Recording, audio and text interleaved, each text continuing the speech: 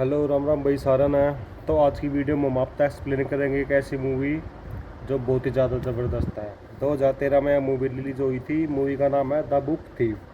तो इस मूवी एक छोटा सी वो बता दूँ, एक छोटी सी लड़की के ऊपर यह कहानी बेस है।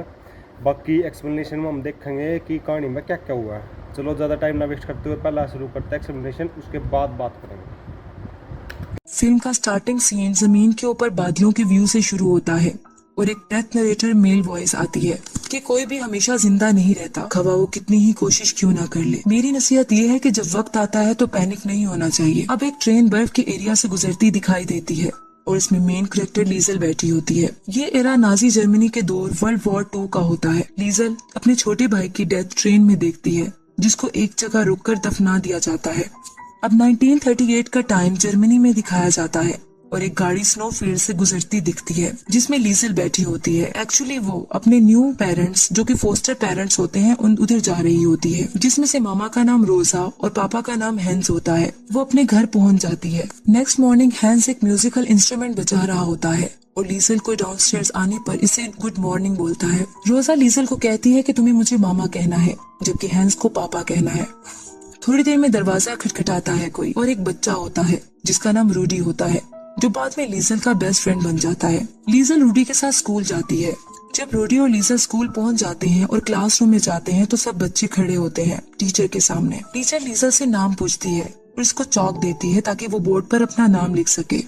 लीजल को लिखना और पढ़ना नहीं आता, इसलिए वो 3 क्रॉस लगा देती है बोर्ड पर जाकर, जहाँ से पता चलता है कि लीजल को लिखना नहीं आता।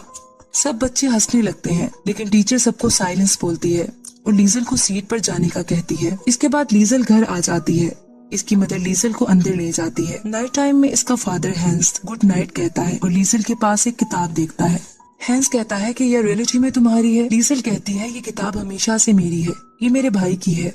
फिर वो पूछता है तुम जानती हो कि इसमें क्या लिखा है, जिस पर लीजल नो कहती है क्योंकि इसे पढ़ना नहीं आता। हैंस कहता है कि मैं अच्छा रीडर नहीं हूँ। फिर भी शुरू करते हैं। फिर वो किताब पढ़ते हैं। नेक्स्ट मॉर्निंग लीजल स्कूल में सब बच्चों के साथ यूनिफॉर्म पहने एक सॉन्ग सिंग कर रही होती है जिसमें जर्मनी के लोगों की बात होती है। इसी दौरान नवंबर 1938 का टाइम दिखाया जाता है जहां मार्केट में आर्मी शीशों को तोड़ रहे होते हैं और लोगों पर बिटर वायलेंस दिखा रहे होते हैं। हर जगह स्ट्रीट में पेजेस बिखरे होते हैं। अब एक जगह के और एक घर का दरवाजा कोई खटखटाता है और एक नया किरदार इंट्रोड्यूस होता है जिसका नाम मैक्स होता है। वो ज्यू होता है यानी यहूदी होता है। वहाँ से वो सोल्जर से बचकर निकल जाता है। फिर दोबारा लीजल का घर दिखाया जाता है जहाँ लीजल का फादर हैंस इसको रीड करना सिखा रहा होता है और ये भी कहता है कि अगर मैं मर गया तो मुझे यकीन दिलाओ कि वो मुझे सही दफनाएंगे और मुझसे प्रॉमिस करो।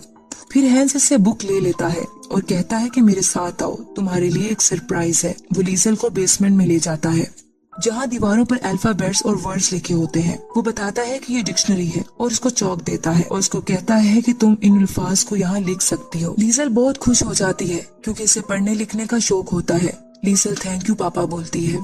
इसके बाद दरवाजा कोई खटखटाता है और हैंस को घर लेने आता है।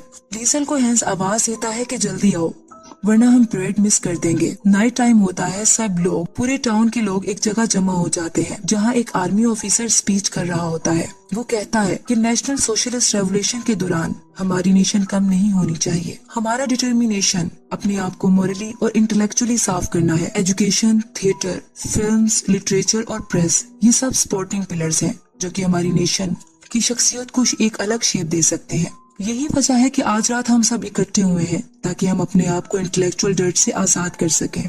फिर वो दरमियान में बुक्स के ढेर को आग लगा देते हैं और वो कहता है कि हमें इलनेस को जड़ से उखाड़ना है जिसने जर्मनी को इन्फेक्टेड किया है पिछले 20 सालों से। हम अपने दुश्मनों से फाइट करेंगे अगर जंग होती है और हम अपने फ्यूचर के लिए खड़े होंगे जब तक हमें आखिरी फतह न मिल जाए।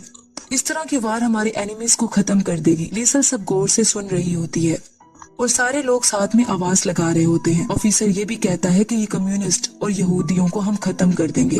फिर वो आवाज लगाता है ग्रेट जर्मन अडोल्फ हिटलर। फिर सब लोग एक हाथ सीधा कर एक सॉन्ग सिंग करने लग जाते हैं। थोड़ी देर में सब वहाँ से चले जाते हैं।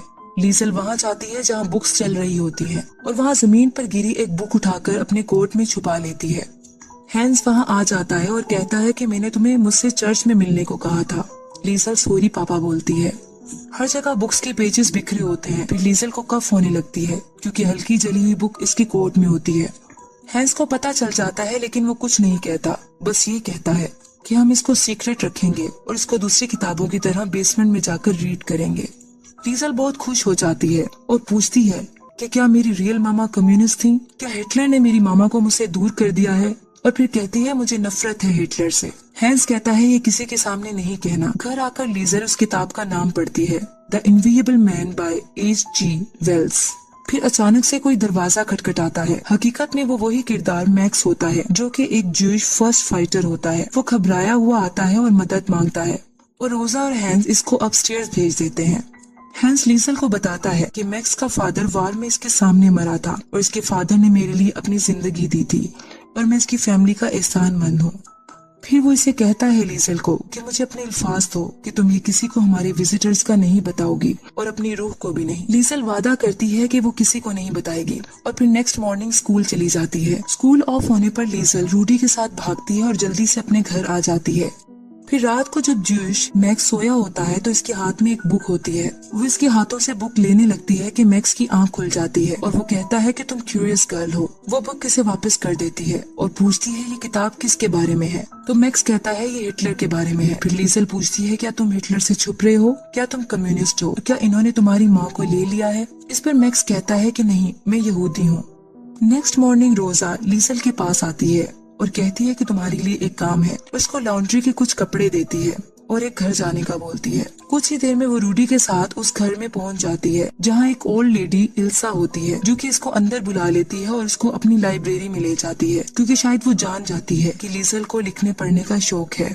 लीजल वहां जाकर बहुत खुश होती है और बुक्स को टच करती है। फिर एक बुक द ड्रीम करियर उठाती है।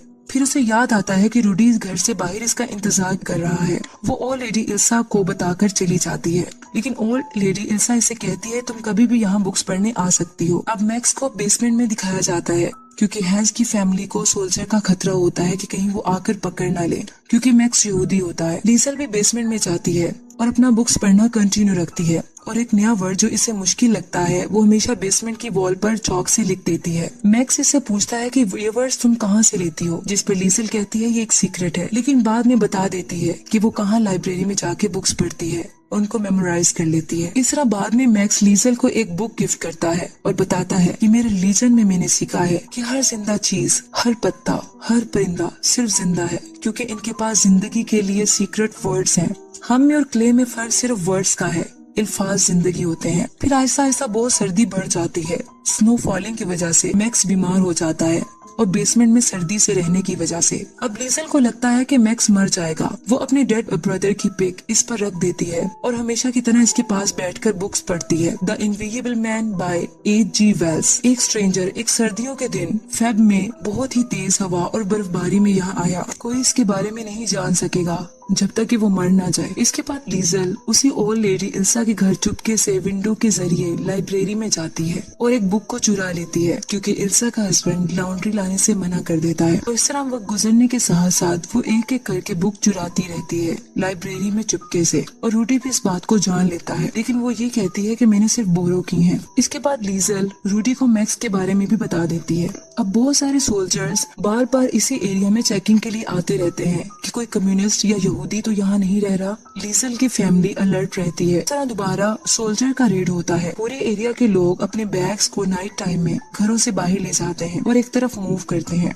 मैक्स को घर छोड़कर हैंस रोजा लीजल के साथ भी उसी जगह पर जाकर छुप जाते हैं, लेकिन मैक्स बेसमेंट से घर से बाहर आ जाता है और बाहर आकर बहुत खुश होता है। मैक्स खुशी से आसमान के तारों को देखता रहता है कि अचानक से सोल्जर की वैन आ जाती है। वो खुद को जल्दी से छुपा लेता है। नेक्स्ट डे मैक्स ये डिसाइड करता है कि इसे यहाँ से चले जाना चाहिए ताकि ये फैमिली इसकी वजह से मुसीबत में न आ जाए। लीजल को मैक्स के यहाँ से जाने का बहुत दुख होता है। मैक्स रात के अंधेरे में निकल जाता है।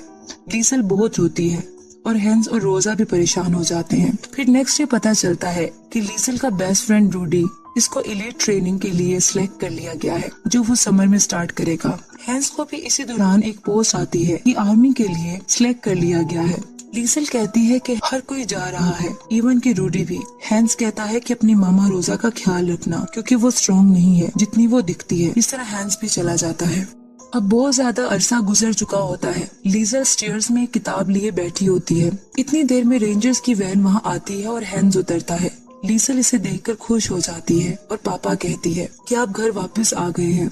हैंस अपने घर में बैठा लीसल से बात करता है। लीसल कहती है कि मैं मैक्स के बारे में सोच रही थी, हैरान होते हुए कि वो कहाँ है। हैंस कहता है मैं भी। इस तरह वॉर दोबारा शुरू हो जाती है क्योंकि वॉर डेज होते हैं। नेक्स्ट डे सब कुछ मिट चुका होता है, घर टूट चुके होते हैं, डेड बॉडीज हर जगह बिखरी होती हैं, बिल्कुल सब खत्म हो जाता है। सोल्जर एक जगह के नीचे से एक जिंदा लड़की को निकालते हैं। वो लीसल होती है। लीसल बच जाती है और जख्मी होती है। वो बाहर आते ही पापा मामा कहती है, लेकिन इसकी फैमिली की डेथ हो चुकी होती है। रोजा, हैंस और रूडी सब मर चुके होते हैं। इस तरह लीसल बेहोश हो जाती है। जब लीसल को होश आता है तो वहाँ ब्रिक्स के नीचे एक किताब मिलती है और इसी दौरान वो ओल्ड लेडी इल्सा, जिसके घर लीसल बुक्स चुराने जाती थी, अपनी गाड़ी में वहाँ आ जाती है। लीसल भागकर उस लेडी के गले लग जाती है। फिर आफ्टर 2 इयर्स का टाइम दिखाया जाता है। इल्सा एक टेलर की शॉप पर काम करती दिखाई देती है, जो कि रूडी का फादर होता है। और इस तरह फिर वो देखती है कि दरवाजे पर मैक्स आ गया है और वो उसे देखकर बहुत खुश होती है और जाकर उसे मिलती है। अब दिखाया जाता है कि ये 1945 का टाइम होता है और यूनाइटेड स्टेट्स के ट्रूप्स ने जर्मनी पर कब्जा कर लिया होता है।